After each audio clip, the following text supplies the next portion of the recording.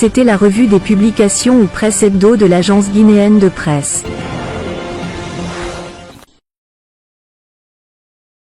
Bonjour et bienvenue dans la revue de presse de l'AGP. Voici ce qui concentre l'essentiel de l'actualité cette semaine. Retour de Mamadi Doumbouya du sommet Chine-Afrique.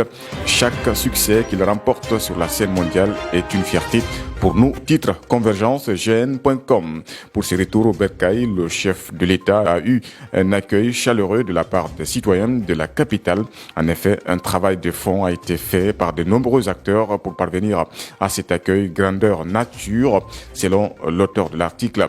Le général Mamadi Doumbouya regagne Conakry, titre aussi l'AGP, de l'aéroport Ahmed Sékou Touré en passant par le rond-point Bessia Kodeboui, d'Abondi jusqu'à Kaloum. Les populations ont pris d'assaut l'autoroute Fidel Castro.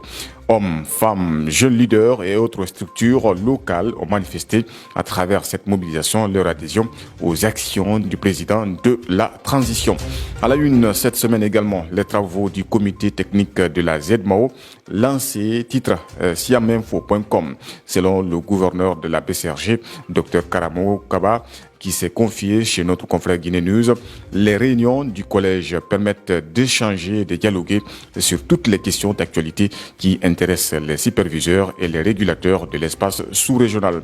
Créée en décembre 2000, la ZMAO a pour objectif de créer une union monétaire par la mise en place d'une banque centrale et d'une monnaie commune destinée à remplacer les 6 monnaies locales actuellement en circulation dans les pays.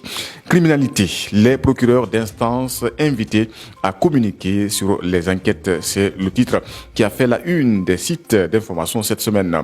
MosaïqueGuinée.com précise que le parquet général près la cour d'appel de Conakry prend très au sérieux la recrudescence de la criminalité, notamment les cas des morts par balle perpétrés tant à l'occasion des manifestations spontanées des jeunes gens qu'au cours des attaques à main armée savamment orchestrées par des individus dont les identités sont minutieusement recherchées par des autorités compétentes à tous les niveaux.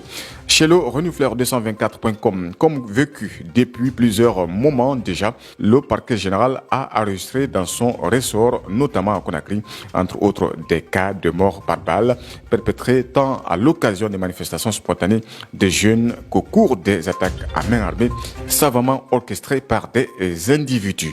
L'actualité cette semaine, c'est aussi cette manifestation des contractuels communaux non retenus. Michel Pépé Balamou se confie chez le renifleur224.com. Nous, syndicat national de l'éducation, avions été surpris de cette manifestation organisée par ces enseignants.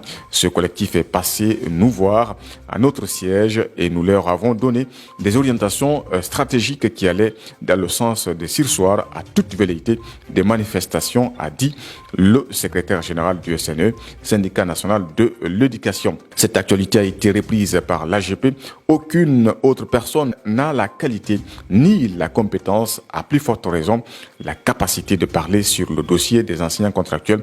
Donc il est temps pour ceux-là de ne pas se laisser instrumentaliser par ceux qui veulent s'offrir une virginité syndicale et qui sont en perte de vitesse sur le terrain, ajoute Michel Pépé Balamou sur le site de l'agence guinéenne de presse.